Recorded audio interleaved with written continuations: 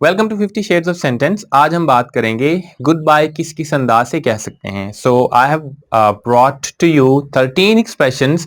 जब आपने किसी को गुड बाय कहना हो तो आप इस तरह से कह सकते हैं। Number 1, goodbye to you all, आप सबको गुड बाय, और बाय बाय सर, और adios adios, this is a classical style, it's very romantic, adios lady. Okay, number 4, farewell to you all, आप सबको फेयरवेल।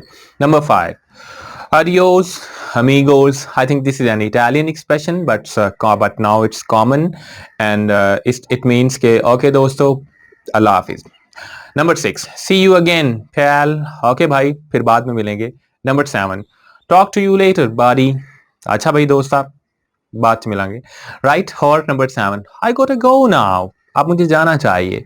और Number 8, take care. अपना ख्याल रखना। Number 10, catch you again, baby. Okay baby, बाद में मिलेंगे। और Number 11, I'm out of here. अब मैं यहाँ से जा रहा हूँ, मैं यहाँ नहीं रुक सकता। और Number 12, can't stay anymore. अब मैं यहाँ मजीद नहीं रुक सकता, मुझे घर जाना है।